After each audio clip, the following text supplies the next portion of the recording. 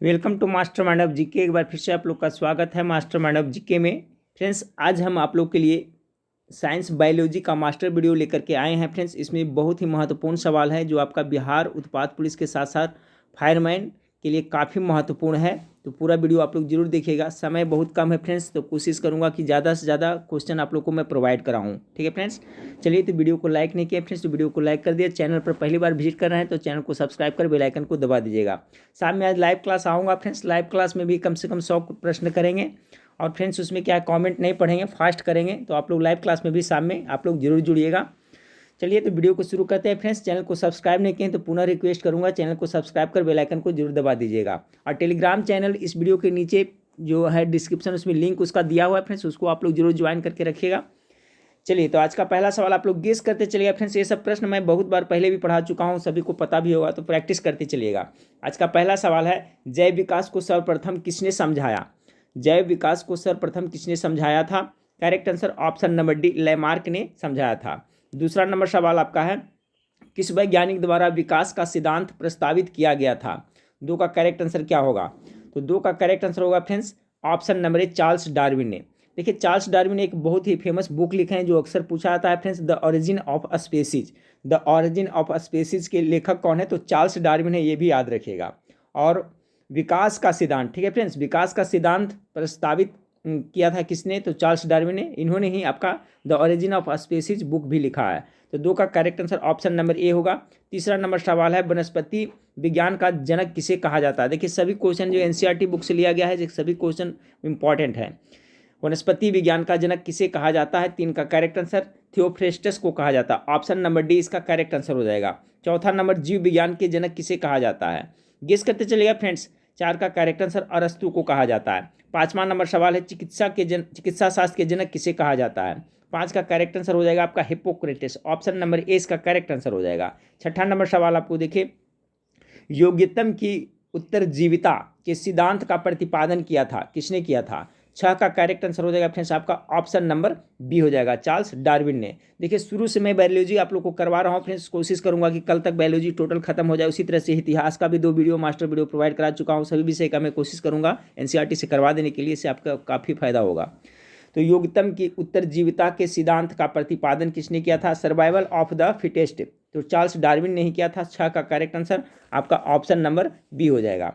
सातवां नंबर सवाल देखिए कि एक्सोबायोलॉजी किससे संबंधित है? एक्सोबायोलॉजी किससे संबंधित है? सात का जो करेक्ट आंसर हो जाएगा फ्रेंड्स ऑप्शन नंबर ए हो जाएगा, बाह्य अंतरिक्ष में जीवन से संबंधित है। ठीक है, एक्सोबायोलॉजी किससे संबंधित है? तो बाह्य अंतरिक्ष में जीवन से। बहुत इंपॉर्टेंट सवाल है फ्रेंड्स, याद रखें। 8 नंबर सवाल देखिए, निम्नलिखित में से कौन सा युग्म सही सुमेलित नहीं है? इसमें से कौन सा है जो सही सुमेलित नहीं है? 8 का, फूलों की खेती, फ्लोरिकल्चर, ये तो सुमेलित आपका फूलों की खेती कर रहा है ना, तो ये तो सुमेलित लग रहा है। फसलों की खेती, एग्रोनॉमी, ये भी सही है। सब्जियों की खेती, हॉर्टिकल्चर, और फिर फलों की खेती, पोमोलॉजी। इसके देखिए फ्रेंड्स आपका करेक्ट आंसर हो जाएगा ऑप्शन नंबर सी हो जाएगा। ठीक है, कह रहा है 8 का क्या कि निम्नलिखित में से कौन सा युग्म सुमेलित नहीं है? तो सब्जियों की खेती हॉर्टिकल्चर के अंतर्गत नहीं की जाती है फ्रेंड्स, याद रखिए। ओलोरी कल्चर याद रखिएगा, सब्जियों की खेती है जो किसके अंतर्गत किया जाता है? तो आपका ओलोरी कल्चर के किया जाता है, के अंतर्गत किया जाता है, न कि फ्रेंड्स आपका हॉर्टिकल्चर के अंतर्गत किया जाता है। तो करेक्ट आंसर हो जाएगा फ्रेंड्स ऑप्शन नंबर सी, क्योंकि ये सुमेलित नहीं है। अगला है फ्रेंड्स 9 नंबर सवाल, डायनासोर किस प्रकार के जीव थे? 9 का करेक्ट आंसर क्या होगा? गेस करते चलिएगा। तो देखिए, डायनासोर था जो आपका मिसोजोइक पक्षी था, इसके अंतर्गत आता है। ऑप्शन नंबर 20 का करेक्ट आंसर हो जाएगा। किस प्रकार के जीव थे? तो मिसोजोइक पक्षी थे। 10 नंबर सवाल को देखिए, जीव विज्ञान शब्द का प्रयोग सर्वप्रथम किसने किया था? 10 का करेक्ट आंसर होगा लैमार्क तथा ट्रेविरिनेस ने किया था। ऑप्शन नंबर बी 10 का करेक्ट आंसर हो जाएगा। 11 नंबर सवाल देखिए, जीवधारियों के वर्गीकरण के अध्ययन को क्या कहा जाता है? तो 11 का करेक्ट आंसर हो जाएगा। देखिए, ये इंपॉर्टेंट है, गेस कीजिए। 11 का correct answer option number C, taxonomy कहा जाता है। जीवधारियों के वर्गीकरण के अध्ययन को क्या कहा जाता है? तो उसे टैक्सोनॉमी कहा जाता है। 11 का correct answer option number C हो जाएगा। 12 नंबर सवाल आपका है, थियोफ्रेस्टस ने निम्नलिखित में से किन पुस्तकों की रचना की थी? थियोफ्रेस्टस ने निम्नलिखित में से किस पुस्तक यानी किन पुस्तकों की रचना की थी? तो 12 का करेक्ट आंसर हो जाएगा ऑप्शन नंबर आपका डी, आपका हिस्टोरिया प्लांटेरम और ऑन द कॉकेज ऑफ प्लांट्स। ये दोनों की रचना किसने किया था? तो थियोफ्रेस्टस ने किया था। 12 का correct answer option number D हो जाएगा। 13 नंबर सवाल देखें कि सजीव के गुणों में शामिल है, सजीव के गुण में क्या शामिल है? 13 का गेस कीजिएगा। तो उपापचय, क्रिया, आनुवंशिकता, प्रजनन सभी हो जाएगा। ऑप्शन नंबर डी 13 का करेक्ट आंसर हो जाएगा। 14 नंबर सवाल है ह्यूगो डी ब्रिज ने किस सिद्धांत का प्रतिपादन किया? तो ह्यूगो डी ब्रिज ने कौन सा सिद्धांत का प्रतिपादन किया था? 14 का करेक्ट आंसर हो जाएगा फ्रेंड्स आपका ऑप्शन नंबर डी हो जाएगा। ठीक है, 14 का correct answer option number D, उत्परिवर्तन का सिद्धांत। बहुत इंपॉर्टेंट सवाल है फ्रेंड्स, ये क्वेश्चन पूछा था, उलट करके पूछा जाएगा कि उत्परिवर्तन का सिद्धांत का प्रतिपादन किसने किया था? तो ह्यूगो डी ब्रिज ने किया था। तो 14 का correct answer option number D हो जाएगा। ये देखिए आपका जैव विकास से क्वेश्चन सभी है फ्रेंड्स, उसी तरह से टॉपिक वाइज में कराते चलता हूँ। 15 नंबर सवाल आपका जीवों के विकास के संदर्भ में सही अनुक्रम क्या है? इसमें आपको सही अनुक्रम करना है। तो सही अनुक्रम में हो जाएगा फ्रेंड्स सबसे पहले आपका सोलामेंडर, उसके बाद में अजगर, उसके बाद कंगारू, यानी ऑप्शन नंबर सी इसका करेक्ट आंसर हो जाएगा। 15 नंबर सवाल का correct answer option number C हो जाएगा। 16 नंबर सवाल को देखिए। 16 नंबर सवाल आपका है कि लैमार्क का मूल सिद्धांत क्या था? लैमार्क का मूल सिद्धांत क्या था? तो 16 का जो आपका करेक्ट आंसर हो जाएगा फ्रेंड्स ऑप्शन नंबर सी हो जाएगा। ठीक है, याद रखिएगा। नए अंगों का अचानक विकास, यही था जो आपका, सॉरी फ्रेंड्स एक मिनट, लैमार्क का रहा है ना, तो लैमार्क का हो जाएगा बी हो जाएगा फ्रेंड्स, इसमें मैं गलत देख रहा था। लैमार्क का मूल सिद्धांत क्या था? तो उपर्जित लक्षणों की वंशागति, यह था आपका इसका सिद्धांत। ठीक है फ्रेंड्स, 16 का करेक्ट आंसर बी हो जाएगा। पुनः एक बार क्वेश्चन देखिए, लैमार्क का मूल सिद्धांत क्या था? तो ऑप्शन नंबर बी, उपर्जित लक्षणों की वंशागति, यही इसका मूल सिद्धांत था। तो 16 का correct answer option number B हो जाएगा।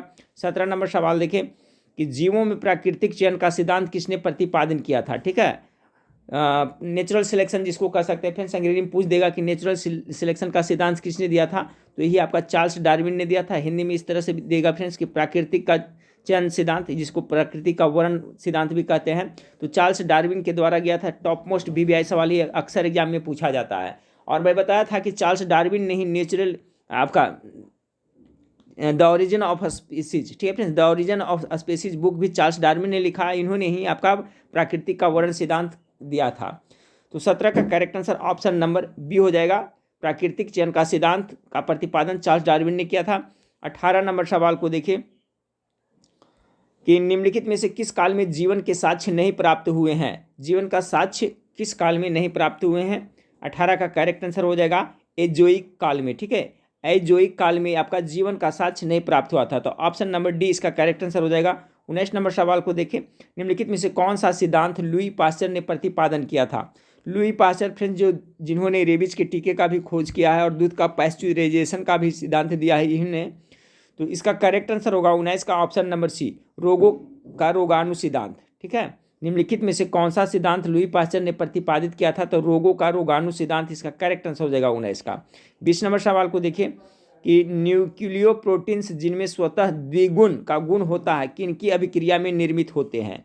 20 का करेक्ट आंसर हो जाएगा फ्रेंड्स आपका अमीनो अम्ल, प्रोटीन, न्यूक्लिक अम्ल सभी में ऑप्शन नंबर डी इसका करेक्ट आंसर हो जाएगा। 21 नंबर सवाल को देखें, वर्तमान प्रमाण के अनुसार पृथ्वी पर जीव का उद्गम लगभग कितने वर्ष पूर्व हुआ था? 21 का करेक्ट आंसर लगभग 3.5 बिलियन वर्ष पहले पृथ्वी पर जीवन का उत्पत्ति हुआ था। ठीक है, ऑप्शन नंबर डी इसका करेक्ट आंसर है। याद रखिएगा, वर्तमान जो साक्ष्य मिले हैं, वर्तमान में जो प्रूफ है फ्रेंड्स, उसके अनुसार देखा जाए तो पृथ्वी पर जीवन का उद्गम कितने वर्ष पहले हुआ था? तो उसके अनुसार से आपका 3.5 बिलियन वर्ष पहले हुआ था। 22 नंबर सवाल, पृथ्वी पर सबसे प्राचीन जीव समूह कौन सा है? 22 का गेस कीजिएगा, पृथ्वी पर सबसे प्राचीन जीव समूह कौन सा है? तो 22 का करेक्ट आंसर नील हरित शैवाल है जो पृथ्वी पर सबसे प्राचीन जीव समूह है। ठीक है, ऑप्शन नंबर ए इसका करेक्ट आंसर हो जाएगा। ध्यानपूर्वक याद करते चलिएगा फ्रेंड्स, सभी क्वेश्चन बहुत ज़्यादा इंपॉर्टेंट है। आधुनिक मनुष्य के हाल का पूर्वज है, और सभी क्वेश्चन है जो 10th लेवल का ही है फ्रेंड्स। ठीक है, NCERT बुक का जो 10th लेवल का उसी से क्वेश्चन है। 23 नंबर सवाल को देखें कि आधुनिक मनुष्य के हाल का पूर्वज है, तो 23 का करेक्ट आंसर हो जाएगा फ्रेंड्स क्रो मैग्नान मानुस। आधुनिक मनुष्य के हाल का पूर्वज कौन है? तो ऑप्शन नंबर बी इसका करेक्ट आंसर हो जाएगा। 24 नंबर सवाल को देखिए, मैमथ किस जीव का पूर्वज है? 24 का देखिए फ्रेंड्स, तो मैमथ किस जीव का पूर्वज है? तो 24 का जो करेक्ट आंसर हो जाएगा ऑप्शन नंबर डी हाथी का है। ये मैमथ है जो किस जीव का पूर्वज माना जाता है, इसे तो हाथी का माना जाता है। अगला सवाल 25 नंबर सवाल कि आर्कियोप्टेरिक्स क्या है? आर्कियोप्टेरिक्स क्या है फ्रेंड्स? तो इसका करेक्ट आंसर क्या होगा? 25 का जो correct answer option number Jurassic युग का सर्व पुरातन पक्षी है ये, ठीक है। आर्कियोप्टेरिक्स क्या है? तो जुरासिक युग का सर्व पुरातन पक्षी है। 25 का करेक्ट आंसर ऑप्शन नंबर ए हो जाएगा। 26 नंबर सवाल देखें। प्रसिद्ध विकासवादी वैज्ञानिक चार्ल्स डार्विन ने किस पुस्तक में अपने सिद्धांत का प्रतिपादन किया है? इसके पहले मैं बताया था फ्रेंड्स, बार बार मैं रिपीट कर रहा हूँ बुक के बारे में। तो 26 का होगा द ओरिजिन ऑफ स्पीसीज। पहले भी बता चुका हूँ कि द ओरिजिन ऑफ स्पीसीज के लेखक है जो चार्ल्स डार्विन है। तो प्रसिद्ध विकासवादी वैज्ञानिक चार्ल्स डार्विन ने किस पुस्तक में अपना सिद्धांत का प्रतिपादन किया है? तो इसी बुक में द ओरिजिन ऑफ स्पीसीज में प्रतिपादन किया है। 27 नंबर सवाल को देखिए। निम्नलिखित तत्व समूहों में से कौन सा पृथ्वी पर जीवन की उत्पत्ति के लिए उत्तरदायी था? पृथ्वी पर जो जीवन की उत्पत्ति हुई उसके लिए कौन सा तत्व का समूह है जो उत्तरदायी माना जाता है? 27 का करेक्ट आंसर बी होगा, कार्बन, हाइड्रोजन और नाइट्रोजन। ऑप्शन नंबर बी 27 का करेक्ट आंसर हो जाएगा। ये जैव विकास से देखिए 27वां क्वेश्चन था, VVI क्वेश्चन था फ्रेंड्स। अब अगला चैप्टर से लेंगे। अगला चैप्टर है जीवों का वर्गीकरण। ये भी बहुत ही इंपॉर्टेंट चैप्टर है, जीवों का वर्गीकरण। इससे देखिए आपका बहुत इंपॉर्टेंट क्वेश्चन बनेगा आज। फिर इससे चलिए पहला सवाल से देखते हैं जीवों के वर्गीकरण से। जीवों के निम्नलिखित प्रकारों में से छात्रक, ठीक है, जिसे क्या कहते हैं मशरूम, किससे संबंधित है? एक क्वेश्चन बहुत बार एग्जाम में रिपीट हुआ है। तो देखिए मशरूम सब है जो किसके अंतर्गत आता है? फंगी के अंतर्गत आता है। पहला का करेक्ट आंसर कवक के अंतर्गत आता है। मशरूम है जो क्या एक प्रकार का कवक है। ऑप्शन नंबर सी पहला का करेक्ट आंसर हो जाएगा। यीस्ट एक है। यीस्ट क्या है? तो 2 नंबर सवाल का जो करेक्ट आंसर हो जाएगा फ्रेंड्स आपका, ये भी एक है जो कवक का ही उदाहरण है, यीस्ट है। ऑप्शन नंबर बी इसका करेक्ट आंसर हो जाएगा। तीसरा नंबर सवाल देखिए। लाइकेन जो एक नग्न चट्टान पर पारिस्थितिकी अनुक्रम को प्रारंभ करने में सक्षम है, वास्तव में किसके सहजीवी सहचार्य है? बहुत अच्छा सवाल 3 का फ्रेंड्स। तो देखिए लाइकेन है जो शैवाल और कवक का सहजीवी सहचार्य है। ऑप्शन नंबर 20 का करेक्ट आंसर है। पुनः एक बार क्वेश्चन सुने। क्वेश्चन है फ्रेंड्स आपका कि लाइकेन जो एक नग्न चट्टान पर पारिस्थितिकी अनुक्रम को प्रारंभ करने में सक्षम है, ठीक है, वास्तव में किसके सहजीवी सहचार्य है? तो शैवाल और कवक का। ऑप्शन नंबर बी 3 का करेक्ट आंसर हो जाएगा। चौथा नंबर सवाल देखिए। चौथा नंबर सवाल आपका है कि निम्नलिखित में से कौन सा प्रदूषण संकेतक पौधा है? टॉप मोस्ट VVI ये सवाल तो पक्का पूछा जाएगा फ्रेंड्स, सभी को याद रखिएगा। चलिए इसका आंसर सही करिए आप लोग। 4 का करेक्ट आंसर क्या हो जाएगा? तो इसका हो जाएगा फ्रेंड्स आपका ऑप्शन नंबर सी लाइकेन, ठीक है। लाइकेन है जो क्या है फ्रेंड्स प्रदूषण संकेतक पौधा है। कैसे है फ्रेंड्स? क्योंकि जिस शहर में जिस जगह पे प्रदूषण अधिक रहेगा फ्रेंड्स तो वहाँ पर इसका ये नहीं उगता है। इससे क्या पता चलता है कि वहाँ प्रदूषण है जो ज़्यादा है। तो ये क्या है आपका प्रदूषण को इंडिकेट करता है इस तरह से। तो लाइकेन याद रखिएगा, प्रदूषण संकेतक पौधा है लाइकेन। अगला है 5वां नंबर सवाल आपका कि जीवों के वर्गीकरण का उद्देश्य नहीं है। जीवों के वर्गीकरण का उद्देश्य इसमें से कौन नहीं है? तो 5 का करेक्ट आंसर है डी फ्रेंड्स, भिन्न भिन्न भाषाओं में जीवों का नाम दर्शाना। ये है जो आपका जीवों के वर्गीकरण का उद्देश्य नहीं है। बाकी इसका उद्देश्य क्या है ये भी देख लें। जीवों के वर्गीकरण का उद्देश्य है कि कुछ निश्चित लक्षणों के आधार पर जीवों की पहचान करना इसका उद्देश्य है। समरूपता तथा संबंधों के आधार पर प्रजातियों को उचित वर्गों के क्रम में रखना ये भी आपका इसका उद्देश्य है। जीवों के विकासीय परिवर्तन को दर्शाना ये सभी इसका उद्देश्य है। जबकि भिन्न भिन्न भाषाओं में जीवों का नाम दर्शाना ये आपका जीवों के वर्गीकरण का उद्देश्य नहीं है। 6ठा नंबर सवाल है वर्गीकरण का विज्ञान का जनक किसे कहा जाता है? ठीक है, फादर ऑफ टैक्सोनॉमी किसे कहा जाता है? बहुत ज़्यादा इंपॉर्टेंट सवाल है 6 का। तो देखिए फ्रेंड्स कैरोलस लीनियस को वर्गीकरण का पिता कहा जाता है, ठीक है। और वर्गीकरण को अंग्रेजी में क्या कहता है? टैक्सोनॉमी। एक क्वेश्चन बहुत बार एग्जाम में रिपीट हो चुका है, ठीक है फ्रेंड्स। तो taxonomy, father of taxonomy Linnaeus है। या तो वर्गीकरण का पिता किसे कहा जाता है या जनक किसे कहा जाता है, तो वही आपका कैरोलस लीनियस को कहा जाता है। 6 का correct answer option number B हो जाएगा। 7वां नंबर सवाल है फ्रेंड्स जीवों के वैज्ञानिक नामकरण की पद्धति है। जीवों के वैज्ञानिक नामकरण की पद्धति क्या है? तो 7 नंबर सवाल का जो करेक्ट आंसर हो जाएगा ऑप्शन नंबर द्विनाम पद्धति है, ठीक है। द्विनाम पद्धति, जीवों के वैज्ञानिक नामकरण की पद्धति क्या है फ्रेंड्स? तो ये द्विनाम पद्धति है। अगला सवाल है कि जीवों के वर्गीकरण की आधुनिक प्रणाली में सबसे छोटी इकाई कौन सी है? तो देखिए जीवों के जो वर्गीकरण की गई है फ्रेंड्स, तो उसमें जो सबसे छोटी इकाई, सबसे छोटी यूनिट है वो क्या है? जाति होता है, ठीक है। याद रखिएगा, ये भी क्वेश्चन बहुत बार रिपीट हुआ है। ये जाति इसका करेक्ट आंसर हो जाएगा। जीवों के वर्गीकरण की आधुनिक प्रणाली में सबसे छोटी इकाई क्या है? तो जाति है। 9 नंबर सवाल को देखिए, आपका कह रहा है कवकों का प्रयोग किया जाता है। चलिए 9 का गेस करिए। 9 का करेक्ट आंसर होगा फ्रेंड्स खाद्य पदार्थ के रूप में किया जाता है। एल्कोहल इसमें भी किया जाता है, ब्रेड बनाने में, सभी में। ऑप्शन नंबर डी इसका करेक्ट आंसर हो सकता है सवाल पूछा जाए। कवक है जो फंगी जिसका प्रयोग है फ्रेंड्स ये सभी में किया जाता है, इसलिए ऑप्शन नंबर डी इसका करेक्ट आंसर हो जाएगा। 10 नंबर सवाल आपका है, निम्न में से कौन सा कीटभक्षी पादप नहीं है? 10 का करेक्ट आंसर क्या होगा? देखिए याद करिए फ्रेंड्स, ब्लैडर वट आपका कीटभक्षी है, वटर वट भी है, घटपर्णी भी है। ये हॉर्न वट है ना, ये कीटभक्षी पौधा नहीं है, पादप नहीं है, इसलिए correct answer option number C होगा।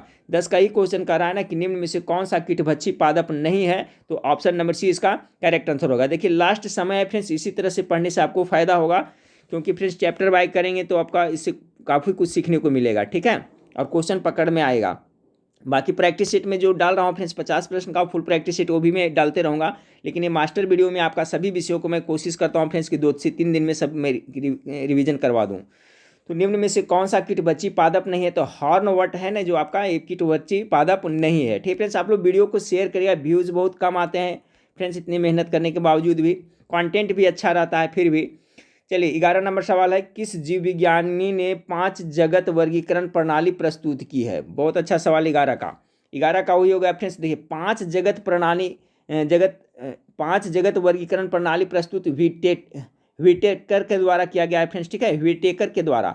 ऑप्शन नंबर डी आपका 11 का करेक्ट आंसर होगा। ये भी बहुत इंपॉर्टेंट सवाल है। 12 नंबर सवाल को देखिए, जंतुओं एवं पादपों के वैज्ञानिक वर्गीकरण से संबंधित विज्ञान की शाखा क्या कहलाती है? तो देखिए जंतुओं एवं पादपों के वैज्ञानिक वर्गीकरण से संबंधित विज्ञान की शाखा जो कहा जाता है फ्रेंड्स, वर्गीकी कहा जाता है। ऑप्शन नंबर बी इसका करेक्ट आंसर हो जाएगा। 13 नंबर सवाल, अमीबा अपना भोजन किस प्रक्रिया द्वारा प्राप्त करता है? टॉप मोस्ट वीवीआई सवाल है फ्रेंड्स, पहले मैं कह दिया हूँ फ्रेंड्स कि ये जो भी मास्टर वीडियो का एक भी प्रश्न आपको मिस नहीं करना, सबको ध्यानपूर्वक याद करते चलना है। 13 नंबर सवाल का करेक्ट आंसर क्या होगा फ्रेंड्स? तो देखिए अमीबा अपना भोजन है जो आपका एंडोसाइटोसिस और फैंगोसाइटोसिस के द्वारा प्राप्त करता है। 13 का correct answer option number C हो जाएगा। 14 नंबर सवाल, कौन सा जीव मोनोरा जगत में शामिल नहीं है? मोनोरा जगत में कौन सा जीव शामिल नहीं है? तो 14 का है फ्रेंड्स आपका जीवाणु तो है, नीलहरित शैवाल है, माइकोप्लाज्मा, एक कवक है जो फ्रेंड्स मोनोरा जगत के अंतर्गत नहीं आता है। तो ऑप्शन नंबर डी इसका करेक्ट आंसर है। बाकी याद रखिएगा, अगर पूछ दे नीलहरित शैवाल, जीवाणु, माइकोप्लाज्मा ये सब किस जगत के अंतर्गत आते हैं, तो सभी मोनोरा जगत के अंतर्गत आते हैं, कवक इसके अंतर्गत नहीं आता है। 15 नंबर सवाल है आपका, विषाणु किस जगत में शामिल किए जाता है? विषाणु, तो 15 का करेक्ट आंसर हो जाएगा फ्रेंड्स आपका विषाणु, आपका मोनोरा, प्रोटिस्टा, प्रोटोजोआ, इनमें से कोई नहीं हो जाएगा। ऑप्शन नंबर डी इसका करेक्ट आंसर होगा। विषाणु है जो प्रोटिस्टा, मोनोरा, प्रोटोजोआ के अंतर्गत ये सब नहीं आता है, ठीक है। कवक वगैरह ये सब जो मृत जीवी के अंतर्गत आता है फ्रेंड्स। 16 नंबर सवाल को देखिए, एम्फीबिया किस प्रकार के जीवों का समूह है? एम्फीबिया मतलब क्या समझते हैं फ्रेंड्स? 16 का करेक्ट आंसर क्या हो जाएगा? तो देखिए उभयचर आप लोग सुने होंगे फ्रेंड्स, एम्फीबिया मतलब कह सकते हैं, उभयचर भी कह सकते हैं, ठीक है। उभयचर प्राणी आप लोग सुने होंगे, उभयचर जो आपका जल एवं स्थल दोनों पर रह सकते हैं ना, उसी को उभयचर हिंदी में या अंग्रेजी में एम्फीबिया कहते हैं। ये बहुत ज़्यादा इंपॉर्टेंट सवाल है, तो correct answer option number D हो जाएगा। एम्फीबिया किस प्रकार के जीवों का समूह होता है? तो जल एवं स्थल दोनों पर रह सकने वाले जीवों का समूह है, ठीक है फ्रेंड्स। चलिए अगला सवाल को देखते हैं। अगला सवाल आपका 17 नंबर सवाल है कि निम्न में से कौन सा जीव कीट है, इंसेक्ट है, ठीक है। तो इनमें से इंसेक्ट कौन है? इंसेक्ट मतलब क्या सकते हैं, कीट, कीड़े भी कह सकते हैं। इंसेक्ट मतलब क्या होता है? कीड़े भी होता है ना।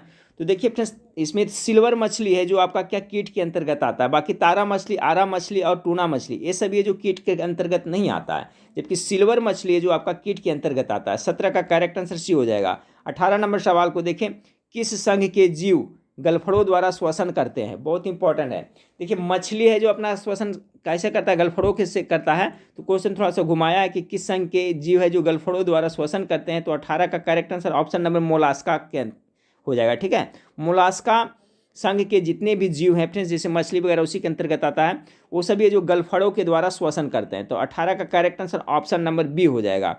19 नंबर सवाल को देखें कि निम्नलिखित में से कौन सा स्तनधारी जीव अंडे देता है? इसमें कौन है जो अंडा देता है? 19 का तो देखिए आपका चमगादड़ तो बच्चा, नेवला भी बच्चा था, व्हेल, ये आपका प्लेटिपस, ठीक है फ्रेंड्स, प्लेटिपस है जो आपको क्या अंडा देता है। बाकी ये सब ये जो बच्चा देता है। अगला सवाल देखते हैं 20 नंबर सवाल को देखिए, 20 नंबर सवाल आपका है फ्रेंड्स कि निम्न में से कौन सा सबसे छोटा पक्षी है? तो हमिंग बर्ड इसका करेक्ट आंसर होगा option number C, hummingbird है जो सबसे छोटा पक्षी है। 21 नंबर सवाल, व्हाइट लेग हॉर्न किसकी एक किस्म है? 21 का करेक्ट आंसर क्या होगा?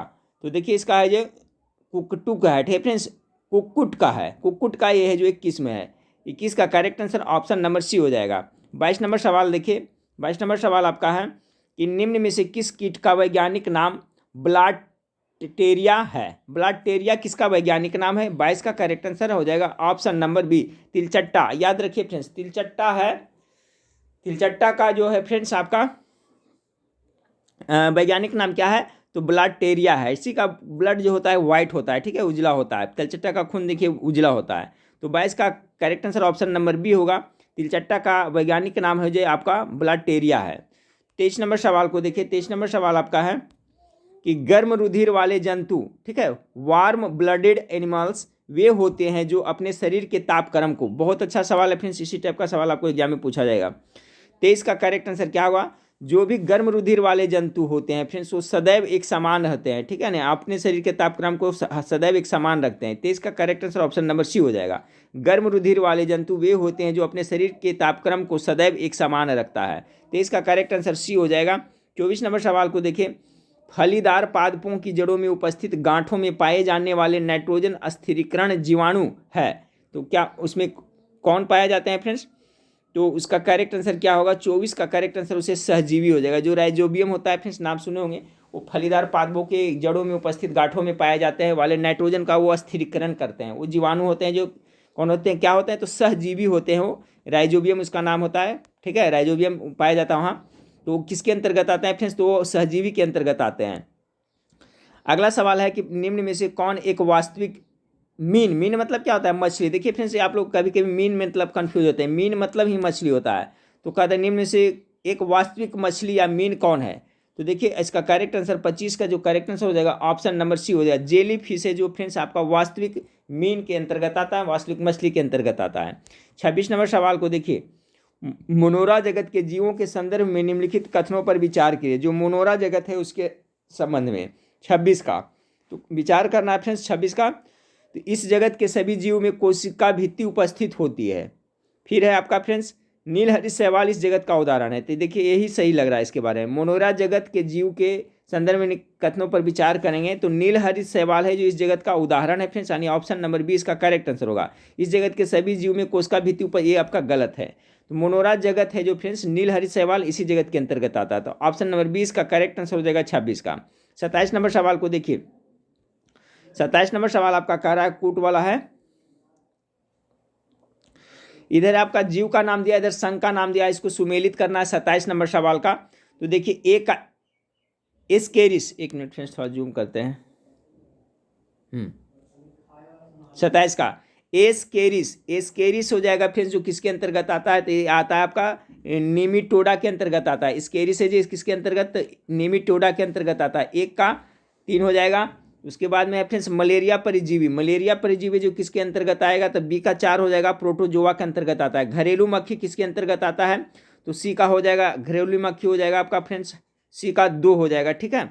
सी का है जो क्या हो जाएगा 2 नंबर, यानी आर्थ्रोपोडा के अंतर्गत आता है। बच गया क्या आपका? गाय। तो गाय है जो क्या है फ्रेंड्स? एक स्तनधारी है। तो सभी को याद रखिएगा, पुनः एक बार मैं रिपीट कर देता हूँ। 27 नंबर क्वेश्चन का करेक्ट आंसर ऑप्शन नंबर हो जाएगा 1 का 3 होगा। एस्केरिस, एस्केरिस है जो किसके अंतर्गत आता है? तो निमिटोडा के अंतर्गत आता है। मलेरिया परजीवी है जो किसके अंतर्गत आता है? तो बी का 4 होगा, प्रोटोजोआ के अंदर। घरेलू मक्खी है जो फ्रेंड्स आर्थ्रोपोडा के अंतर्गत आता है।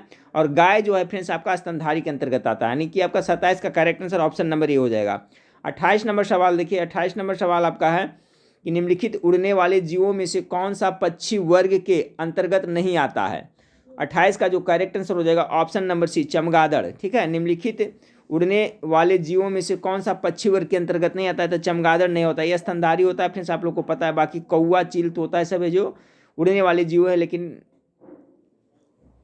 पक्षी वर्ग के अंतर्गत आते हैं, जबकि चमगादड़ जो पक्षी वर्ग के अंतर्गत नहीं आते हैं। तो 28 का correct answer option number C हो जाएगा। 29 नंबर सवाल को देखें, निम्नलिखित में से कौन सा जानवर बिना पानी पिए सबसे लंबी अवधि तक रह सकता है? 29 का करेक्ट आंसर क्या होगा फ्रेंड्स?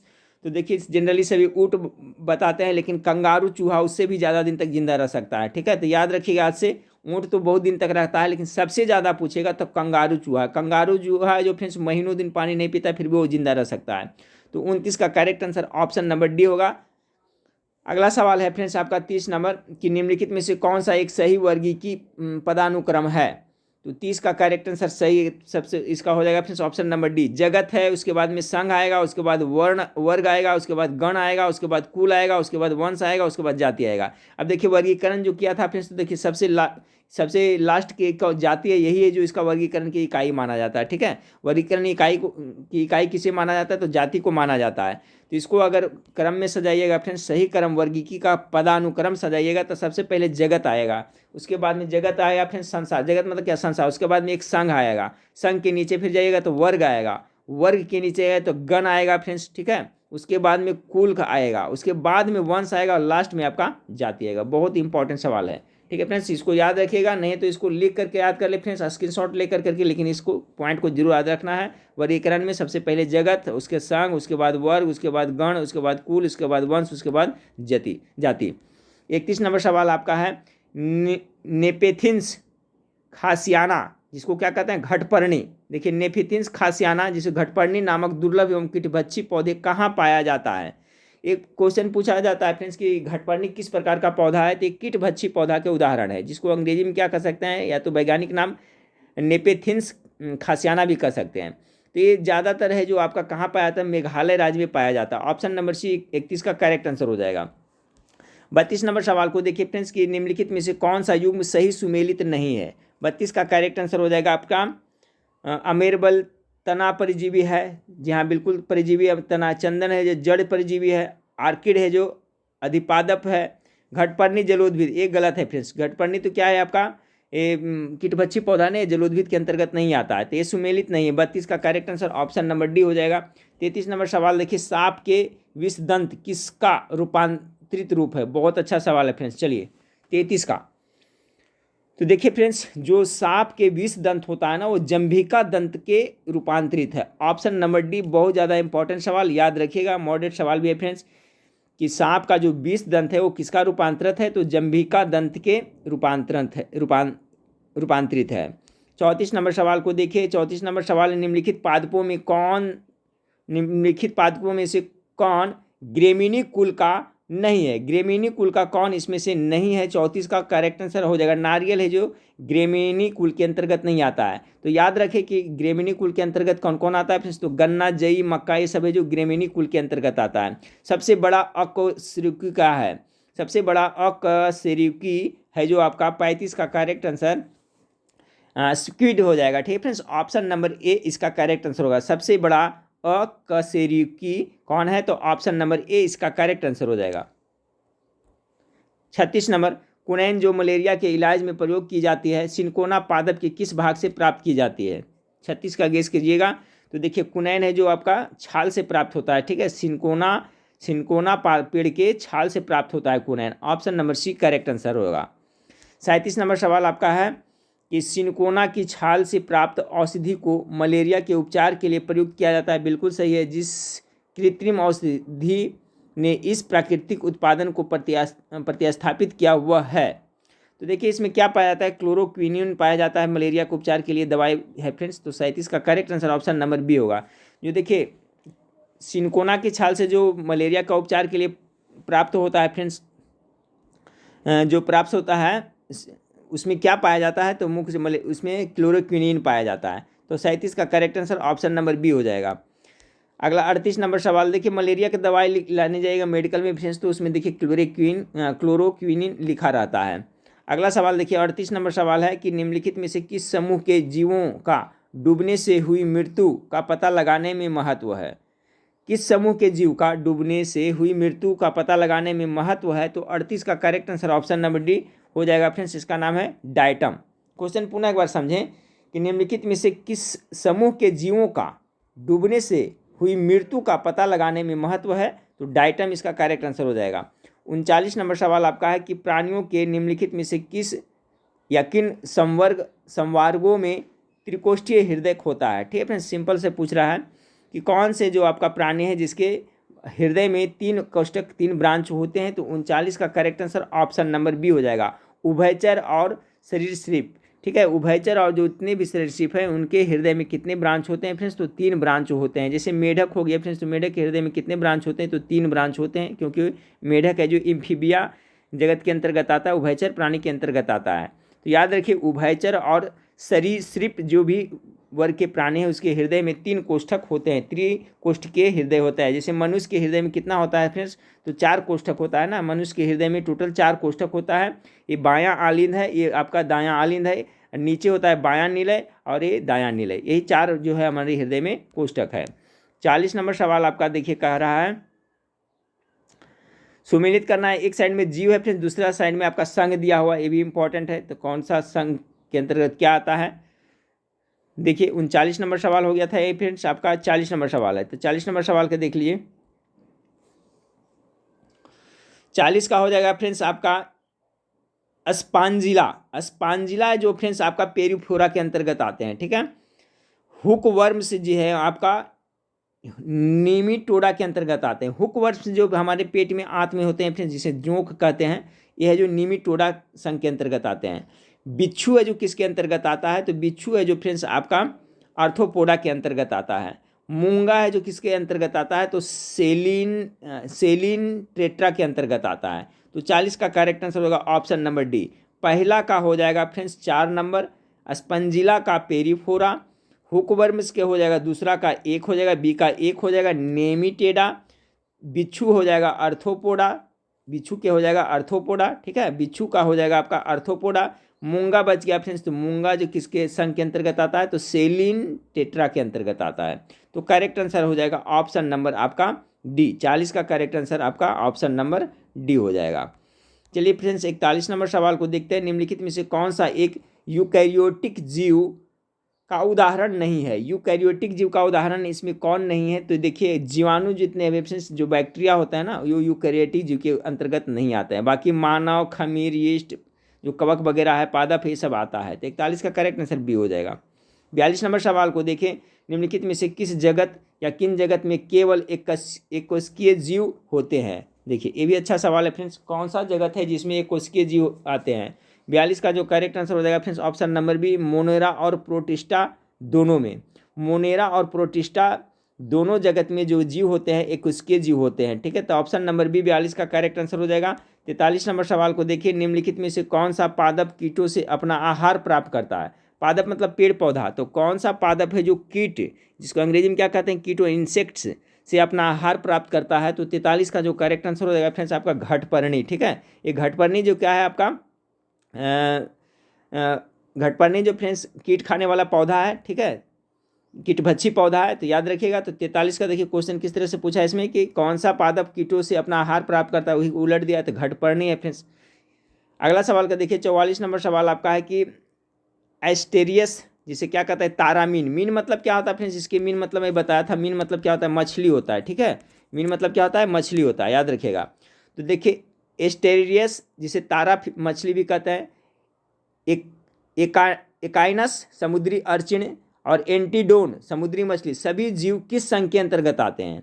ये सभी हैं जो आपका किसके अंतर्गत आते हैं, तो एकिनोडर्मेटा के अंतर्गत आते हैं। ऑप्शन नंबर ए इसका करेक्ट आंसर हो जाएगा। 45 नंबर सवाल है, साइकन, स्पंजिला, ठीक है, और यूसपांजिया किस संघ के जीव हैं। 45 का करेक्ट आंसर हो जाएगा फ्रेंड्स, ये सभी पेरिफोरा के अंतर्गत आता है। ठीक है, साइकन हो गया जिसे साइफा कहते हैं, स्पांजिला जिसे स्वच्छ जलीय स्पंज कहते हैं, और आपका यूसपांजिया जिसे बाथ स्पंज कहते हैं, ये सभी है जो पेरिफोरा के अंतर्गत आते हैं। चलिए फ्रेंड्स, तो देखिए आपका 2 टॉपिक तो खत्म हो गया फ्रेंड्स। पहला देखे थे हम लोग, ये अभी हम लोग देख रहे थे वर्गीकरण। ठीक है, जीवों का वर्गीकरण देख रहे थे, और इसके पहले जो पहला हम लोग देखे थे फ्रेंड्स वो जैव विकास का था। तो जैव विकास और आपका जीवों का वर्गीकरण 2 टॉपिक खत्म हो गया फ्रेंड्स। अब हम लोग तीसरा टॉपिक को देख रहे हैं। तीसरा टॉपिक में किसी प्रश्न है तो आपका कोशिका एवं उत्तक से है। ठीक है, कोशिका और उत्तक से ये 3 टॉपिक अभी कवर करेंगे, और शाम तक फिर दूसरा टॉपिक और कवर करेंगे फ्रेंड्स। और लाइव क्लास आएंगे रात में, तो आप लाइव क्लास आप लोग जरूर जुड़िएगा। उसके पहले मैं नोटिफिकेशन बता दूंगा कितना बजे से लाइव क्लास चलेगा। कोशिश करूंगा फ्रेंड्स 8 बजे से लाइव क्लास आने के लिए। चलिए 8 ही बजे से लाइव क्लास सभी लोग जुड़िएगा आज। तो कोशिका एवं उत्तक, ठीक है फ्रेंड्स, कोशिका को अंग्रेजी में क्या कहते हैं फ्रेंड्स, तो सेल कहते हैं ना।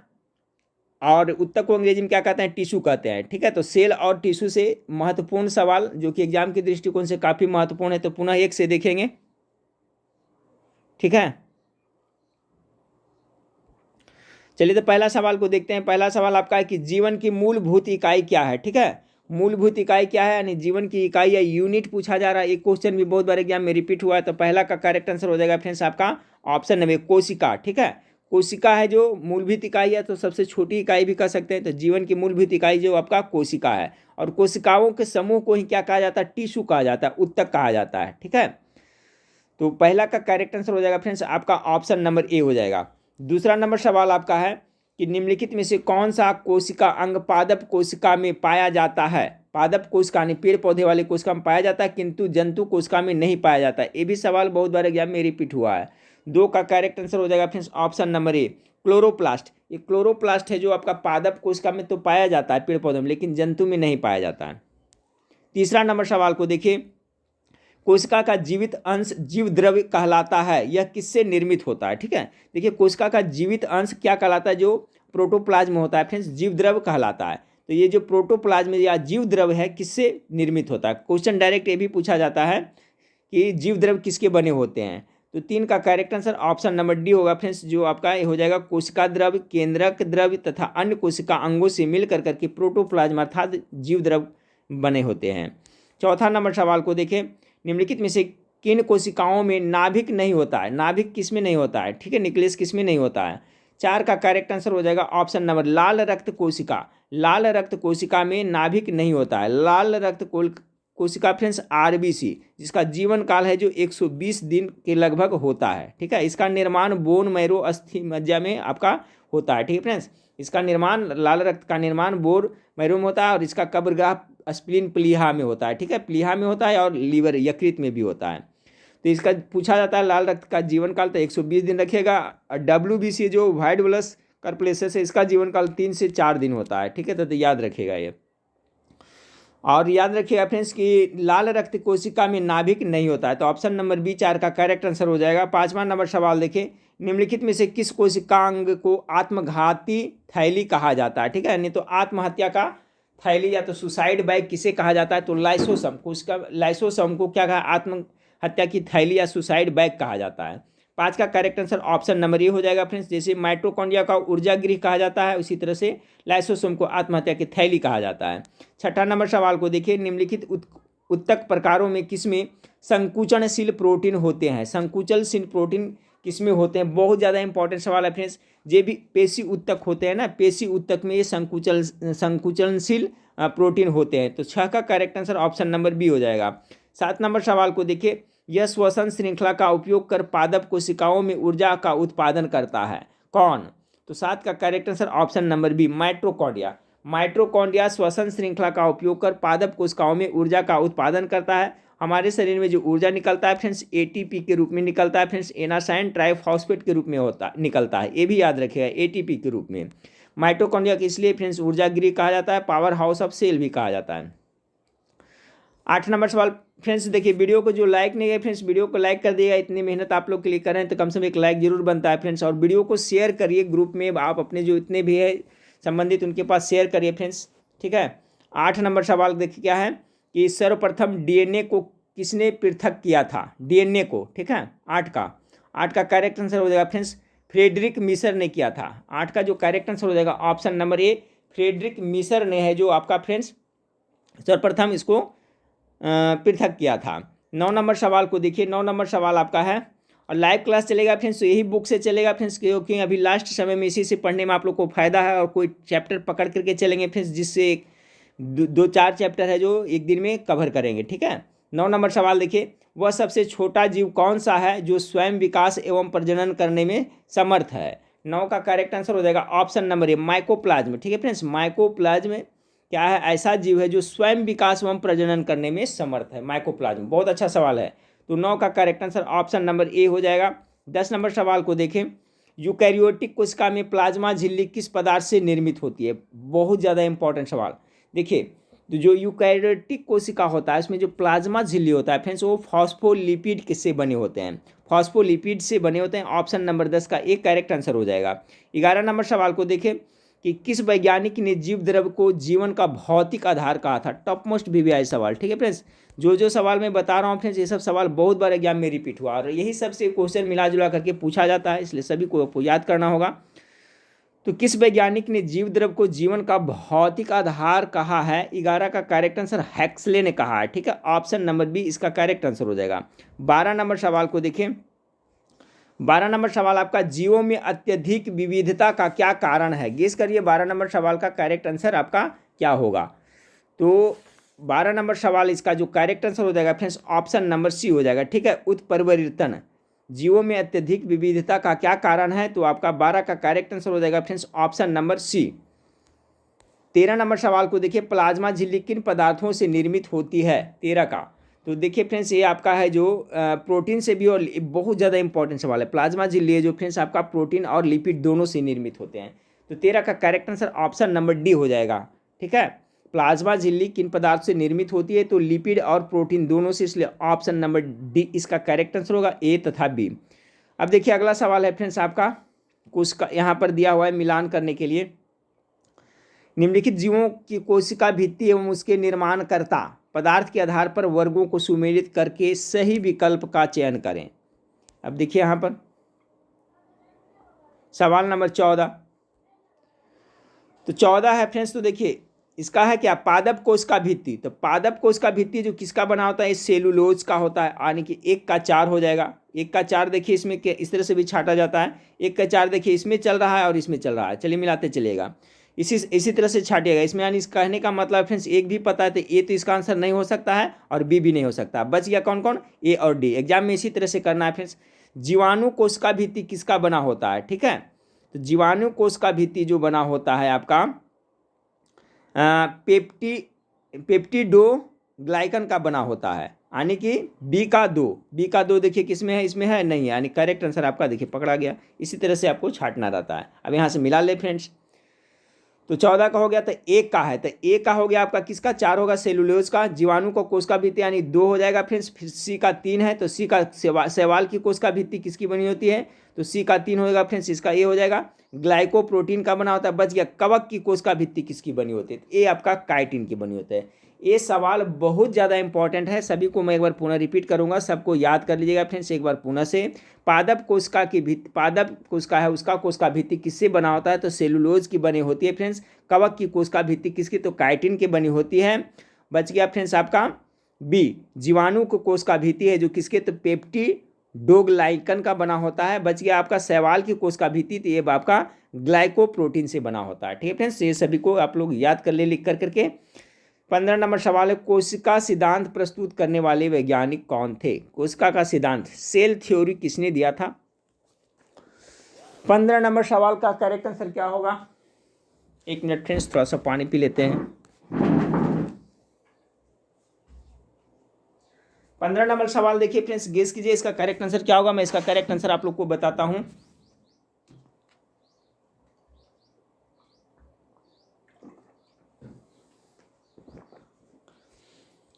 चलिए 15 नंबर सवाल आप लोग गेस किए होंगे, इसका करेक्ट आंसर क्या होगा।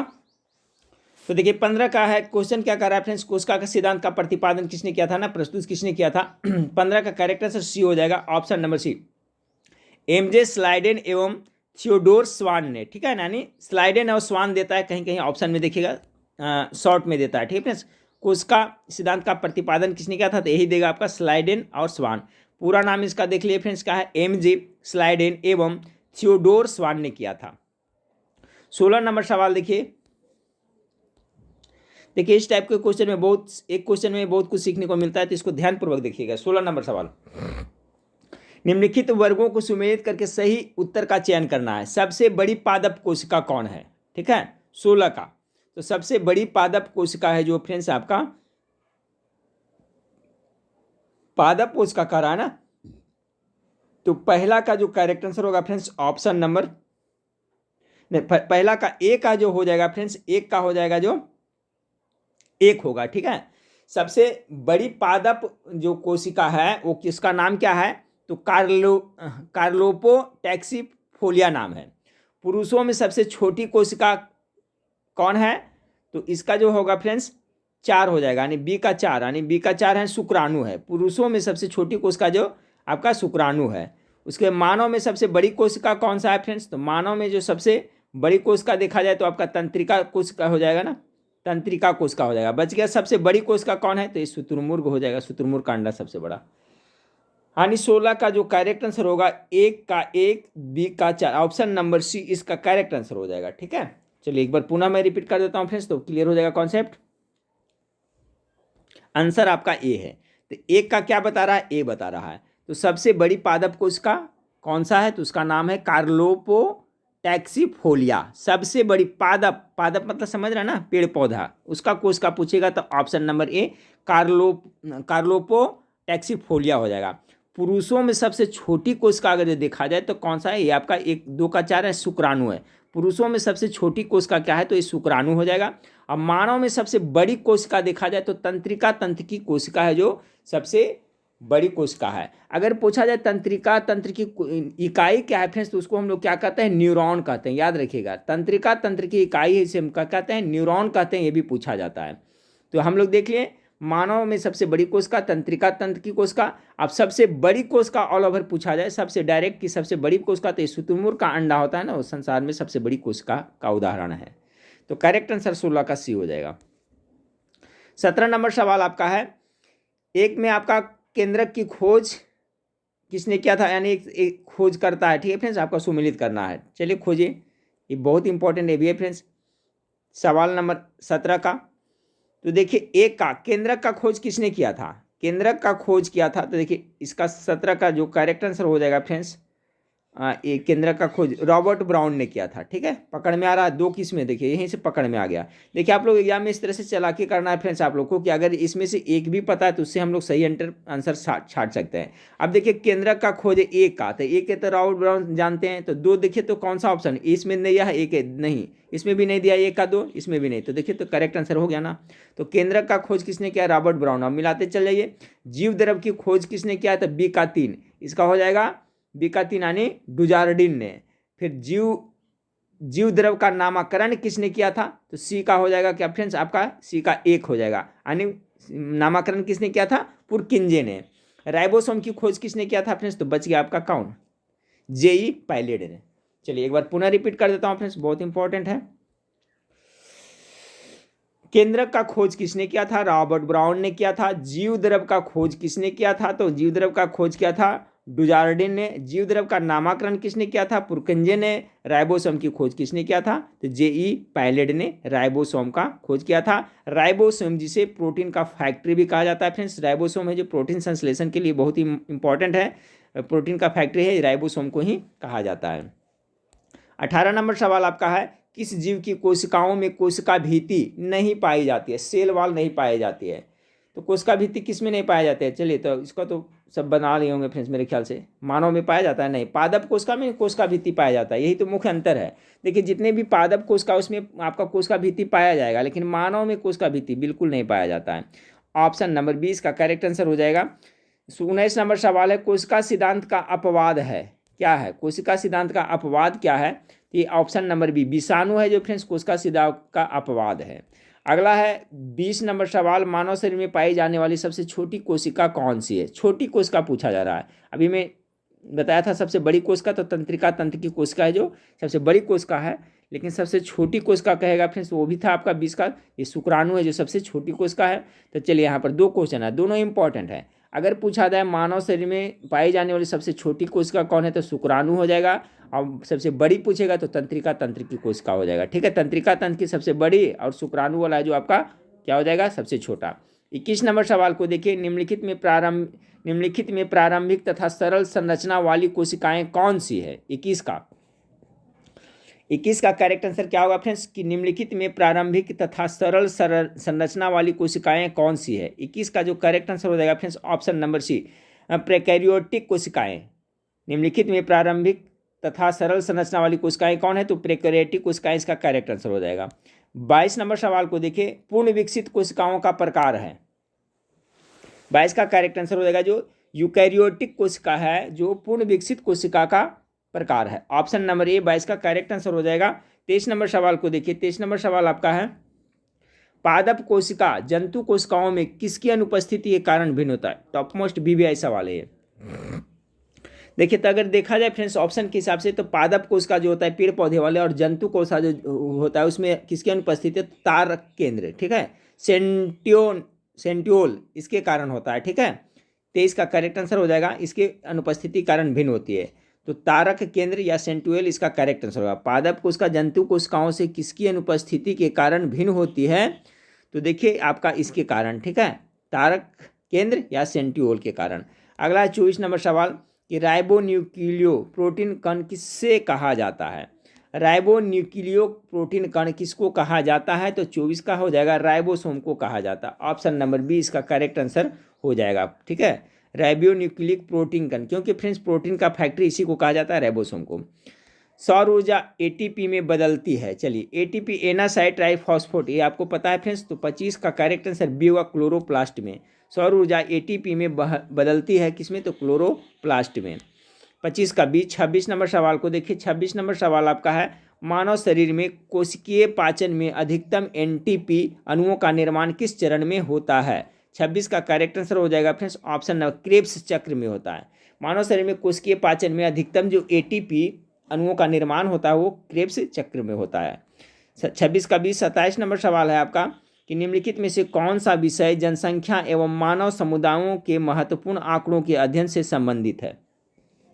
27 का जो करेक्ट आंसर हो जाएगा फ्रेंड्स ऑप्शन नंबर सी, जानकीकी, ठीक है, 27 का करेक्ट आंसर सी हो जाएगा कि निम्नलिखित में से कौन सा विषय जनसंख्या एवं मानव समुदायों के महत्वपूर्ण आंकड़ों के अध्ययन से संबंधित है? तो जनांकीकी इसका करेक्ट आंसर हो जाएगा फ्रेंड्स। 28 नंबर सवाल को देखिए, 28 नंबर सवाल है, विभिन्न संस्कृतियों के वैज्ञानिक विवरण के तुलनात्मक अध्ययन को क्या कहते हैं? 28 का जो करेक्ट आंसर हो जाएगा आपका एथनोग्राफी कहा जाता, सॉरी एथनोलॉजी कहा जाता है फ्रेंड्स। यहाँ पर क्या कह रहा है क्वेश्चन कराना, 28 का विभिन्न संस्कृतियों के वैज्ञानिक विवरण, सॉरी वैज्ञानिक विवरण के तुलनात्मक अध्ययन को एथनोलॉजी कहा जाता है, ठीक है, एथनोलॉजी। ऑप्शन नंबर ए 28 का करेक्ट आंसर हो जाएगा। 29 नंबर सवाल को देखें, जैविक जगत में होने वाले कार्य गुण व पद्धति के अध्ययन के इस ज्ञान को मशीनी जगत में उपयोग करने को क्या कहते हैं? 29 का करेक्ट आंसर ऑप्शन नंबर ए हो जाएगा फ्रेंड्स, बायोनिक्स कहा जाता है। 29 का करेक्ट आंसर ऑप्शन नंबर ए बायोनिक्स कहा जाता है। जैविक जगत में होने वाले कार्य गुण व पद्धति के अध्ययन के इस ज्ञान को मशीनी जगत में क्या कहते हैं? तो बायोनिक्स कहते हैं। संवहनी पौधा, ठीक है, में जल किसके द्वारा ऊपर पहुंचता है? ये तो बहुत क्वेश्चन है, देखिए इसको मॉडरेट करके भी पूछा था, घुमा फिरा के पूछा जाता है। तो जाइलम और फ्लोएम के नाम सुने होंगे आप लोग फ्रेंड्स। तो संवहनीय पौधा में जल है जो, और खनिज लवण है जो जड़ से लेकर के सभी जगह जाइलम के द्वारा पहुंचाया जाता है। एक फ्लोएम उत्तक होता है, दोनों उत्तक है। जाइलम और फ्लोएम क्या उत्तक है फ्रेंड्स? तो जाइलम है जो जल और खनिज लवण को जड़ से पौधे के हर एक पार्ट्स में पहुंचाता है, और फ्लोएम क्या कहता है फ्रेंड्स? फ्लोएम मतलब वहाँ पर से जो खाना बनता है, फूड, ठीक है, वहाँ पर जो खाना बनता है उसका संवहन करता है, ठीक है। तो बने हुए खाने का संवहन फ्लोएम के द्वारा होता है, लेकिन यहाँ से जल वगैरह ऐसा भी पहुंचाता है जाइलम।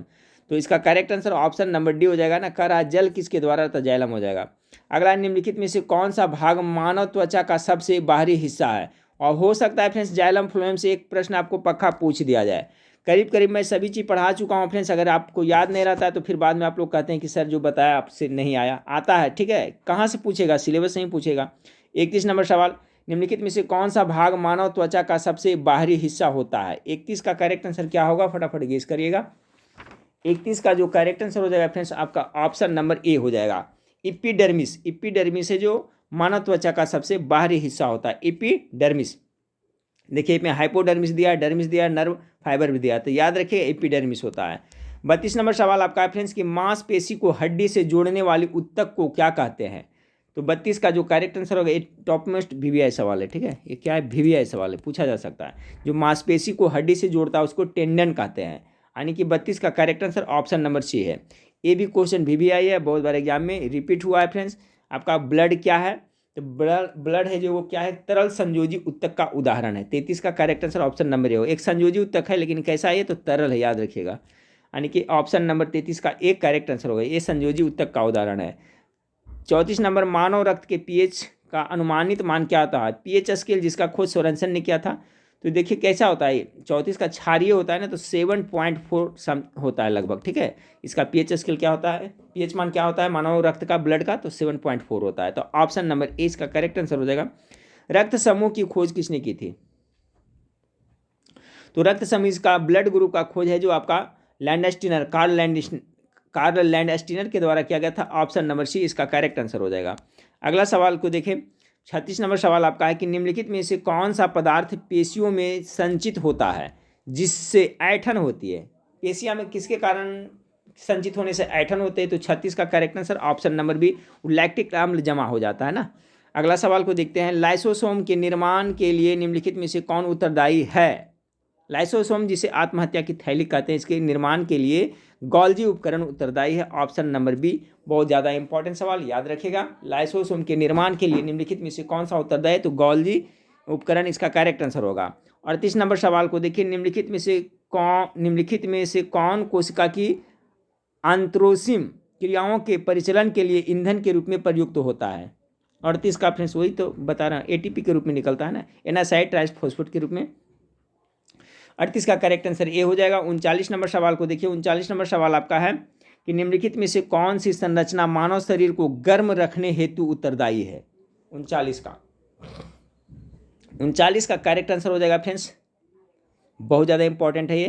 कह रहा है कि फ्रेंड्स निम्नलिखित में से कौन सी संरचना मानव शरीर को गर्म रखने ना, तो ये आपका जो 39 का करेक्ट आंसर सी होगा, वसामय, ठीक है। वसामय उत्तक है जो मानव शरीर को गर्म रखने हेतु उत्तरदायी होता है। ऑप्शन नंबर सी इसका करेक्ट आंसर होगा। 40 नंबर सवाल को देखें, हिस्टोलॉजी के अंतर्गत निम्नलिखित में से किसका अध्ययन किया जाता है? हिस्टोलॉजी के अंतर्गत, ठीक है। सभी लॉजी याद कर लेगा, माइकोलॉजी, फाइकोलॉजी, हिस्टोलॉजी, पोमोलॉजी, ठीक है फ्रेंड्स, सभी को याद रखना है, उससे एक प्रश्न पूछा जाएगा।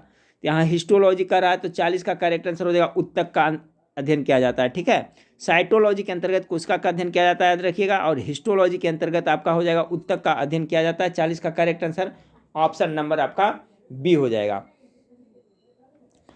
40 का correct answer option number B हो जाएगा। हिस्टोलॉजी के अंतर्गत उत्तक का अध्ययन किया जाता है। उत्तक किसे कहते हैं? तो कोशिकाओं के समूह को उत्तक कहते हैं। The combination of tissue is called, the combination of cell is called tissue, ठीक है।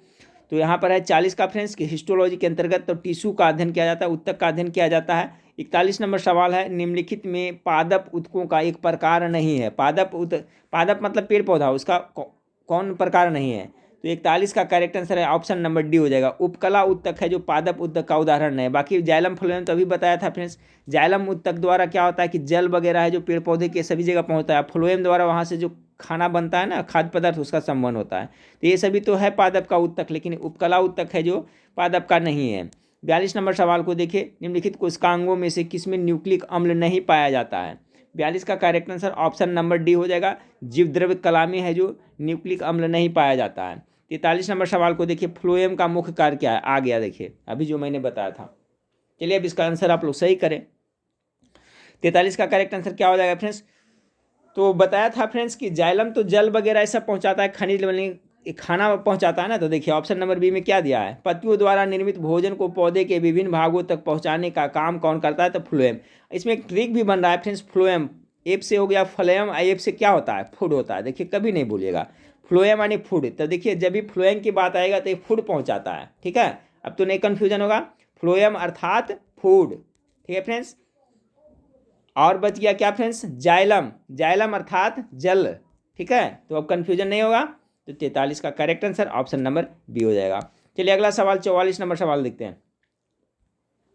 किस पादप उत्तक में चलानी नलिकाएं एवं सहकोशिकाएं पाई जाती है? 44 का करेक्ट आंसर क्या होगा? किस पादप उत्तक में चालनी नलिकाएं एवं सहकोशिकाएं पाई जाती है? 44 का करेक्ट आंसर क्या होगा? 44 का correct answer option number B, phloem में पाई जाती है। क्वेश्चन पुनः समझे फ्रेंड्स, कह रहा है कि किस पादप उत्तक में चालनी नलिका, ठीक है, एवं सहकोशिकाएं पाई जाती है। तो फ्लोएम वाला में पाया जाता है, जो फूड पहुंचाता है खाना वाना उसमें। 45 नंबर सवाल को देखिए, निम्नलिखित में से किस एक कोशिका अंग समूह में डीएनए होता है? डीएनए किस में होता है?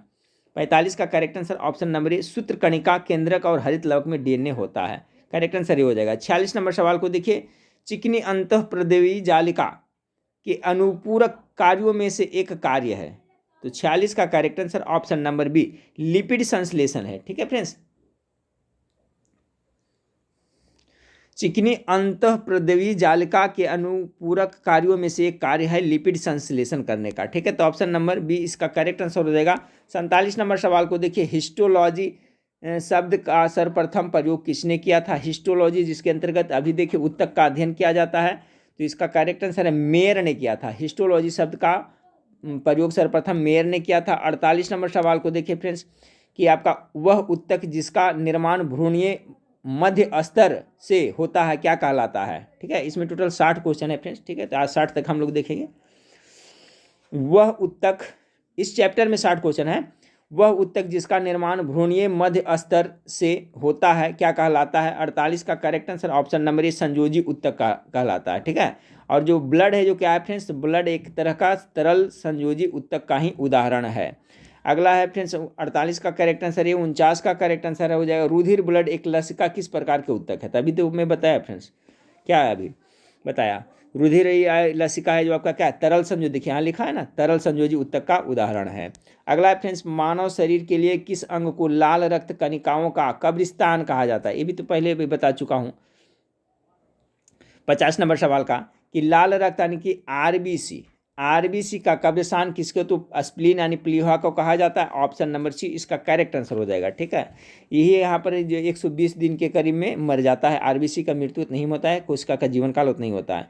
तो याद रखिएगा, कब्रगाह, लाल रक्त कणिका का कब्रगाह किसी के? स्प्लीन प्लीहा को कहा जाता है। 50 का सी करेक्ट आंसर हो जाएगा। 51 नंबर सवाल है, निम्नलिखित में से कौन सा ऊतक घाव भरने में सहायक होता है? ये भी क्वेश्चन बहुत बड़ा आया है। तो देखिए उपकला ऊतक, याद रखिएगा, बहुत ज़्यादा इंपॉर्टेंस VVI क्वेश्चन।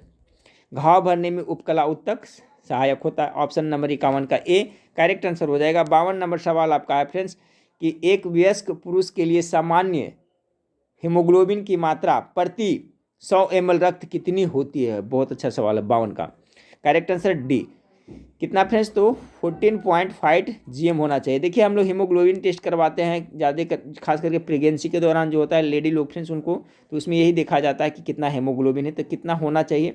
एक वयस्क पुरुष के लिए सामान्य हीमोग्लोबिन की मात्रा प्रति 100 ml इतना, तो उनका पुरुष का कह रहा है। ठीक है, तो पुरुष का देखिए कितना होना चाहिए, तो फ्रेंड्स आपका 14.5 GM होना चाहिए। ठीक है, और आपका जो महिला फ्रेंड्स उनका भी है जो आपका यही रेंज में होना चाहिए, इससे थोड़ा कम रहेगा चलेगा, लेकिन कम से कम फ्रेंड्स 13 पॉइंट इतना तो होना बहुत जरूरी होता है। अब किसी किसी का हेमोग्लोबिन टेस्ट में देखिएगा फ्रेंड्स कितना आ जाता है, तो 10 आ जाता है, या तो 9 GM आ जाता है, तो उसमें क्या कहते हैं हेमोग्लोबिन की मात्रा घट गई है। तो याद रखिएगा वयस्क पुरुष के लिए सामान्य हेमोग्लोबिन की मात्रा 100 ml रक्त में कितनी होनी चाहिए? तो 14.5 GM होना चाहिए। अगला सवाल है आपका फ्रेंड्स कि प्राणी कोशिका में कोशिकीय श्वसन का स्थान कौन सा है? चलिए बहुत अच्छा सवाल है। तो कोशिकीय श्वसन स्थल कहाँ होता है? वहीं पर तो हमको ATP के रूप में ऊर्जा निकलता है, जहाँ पे होता है श्वसन वहीं पे नहीं, तो माइटोकॉन्ड्रिया होता है। तो याद रखिएगा फ्रेंड्स कि प्राणी कोशिका में जो कोशिका का श्वसन स्थल किसे, क्वेश्चन देखिए इसे पूछा जाता है कि कोशिका का श्वसन स्थल किसे कहा जाता है? तो माइटोकॉन्ड्रिया कहा जाता है। कोशिका का प्रोटीन फैक्ट्री किसे कहा जाता है? तो राइबोसोम को कहा जाता है। तो यहाँ पूछा है कि प्राणीय कोशिका में कोशिकीय श्वसन का स्थान कौन सा है? तो माइटोकॉन्ड्रिया है। 54 नंबर सवाल आपका है। 54 नंबर सवाल है कि कंडराएं जिनके माध्यम से मांसपेशियां हड्डियों से जुड़ी होती है, निम्नलिखित में से किस एक लंबे रेशेदार प्रोटीन के दृढ़ संघन बंडल होती है? 54 का correct answer option number B collagen का होता है। चलिए फ्रेंड्स 55 नंबर सवाल को देखें कि निम्नलिखित में से सर्वप्रथम किसने कोशिका की खोज की थी? 55 का करेक्ट आंसर हो जाएगा ऑप्शन नंबर बी हो जाएगा फ्रेंड्स, आपका रॉबर्ट हुक ने कोशिका की खोज की थी। 56 नंबर सवाल को देखिए कि किस कोशिका अंग को कोशिका का ऊर्जा घर कहा जाता है? तो कहाँ गया? माइटोकॉन्ड्रिया हो जाएगा, बी हो जाएगा फ्रेंड्स। अगला सवाल है निम्नलिखित में से जंतु ऊतकों का एक प्रकार है? 57 का डी हो जाएगा, सभी संयोजी ऊतक, उपकला ऊतक, पेशी ऊतक, सभी तो जंतु ऊतक का ही तो उदाहरण है। 58 नंबर सवाल को देखिए कि निम्नलिखित में से किस एक जीव में संवहन ऊतक पाए जाते हैं? 58 का करेक्ट आंसर सी मार्सिलिया। ठीक है, मार्सिलिया में संवहन ऊतक पाए जाते हैं, 58 का सी। 59 नंबर सवाल पादपों की जड़ों तथा तनों के सिरे पर किस प्रकार के ऊतक पाए जाते हैं? 59 का करेक्ट आंसर शीर्षस्थ विभाजक ऊतक। पादप के जड़ों तथा तनों पर किस प्रकार के ऊतक पाए जाते हैं? तो शीर्षस्थ विभाजक ऊतक। चलिए फ्रेंड्स, आज का लास्ट सवाल, उपकला उत्तक जंतुओं में कौन सा कार्य करते हैं? टॉप मोस्ट भी है सवाल 60 का।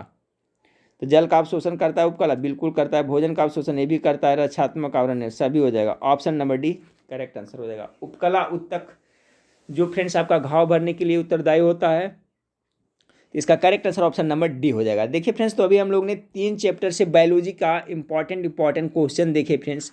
अभी 60 क्वेश्चन अभी हम लोग देखे वो कोशिका एवं उत्तक से 60 क्वेश्चन देखे। इसके पहले हम लोग जो देखे थे फ्रेंड्स, कोशिका उत्तक के पहले जो देखे थे उसमें लगभग क्या होगा 27 या 45 क्वेश्चन था। वो हम लोग देखे थे जीवों के वर्गीकरण से देखे थे फ्रेंड्स, जीवों के वर्गीकरण से देखे थे। और उसके पहले जो एक और था फ्रेंड्स आपका जो पहला चैप्टर था वो जैव विकास, यानी जैव विकास। देखिए 3 चैप्टर हम लोग क्लियर कर लिए हैं, ठीक है फ्रेंड्स। पहला में किए हैं जैव विकास को क्लियर कर लिए हैं, फिर उसका बाद में दूसरा में जैव वर्गीकरण को क्लियर कर रहे हैं फ्रेंड्स, और तीसरा जो चैप्टर हम लोग क्लियर किए हैं कोशिका एवं उत्तक कर लिए हैं। बायोलॉजी के 3 महत्वपूर्ण चैप्टर को देख लिए हैं। इसमें लगभग आपका फ्रेंड्स 130 या 40 क्वेश्चन हम लोग आज देखें इस वीडियो में, ठीक है। आज रात को लाइव क्लास आएंगे फ्रेंड्स, तो लाइव क्लास में आपका एनसीईआरटी बुक से कोई भी विषय से लेंगे, उसमें भी जो इंपॉर्टेंट क्वेश्चन उसी को करवाऊंगा। चलिए, तो नेक्स्ट वीडियो में फिर मिलते हैं। देखने के लिए थैंक यू, धन्यवाद। और टेलीग्राम चैनल फ्रेंड्स आप लोग जरूर जुड़ के रहिएगा, इसका लिंक इसी वीडियो के नीचे में दिया हुआ है, नहीं तो जाकर के जीके मास्टर में भी टेलीग्राम में सर्च करिएगा तो आ जाएगा। चलिए फ्रेंड्स, तो नेक्स्ट वीडियो में फिर मिलते हैं।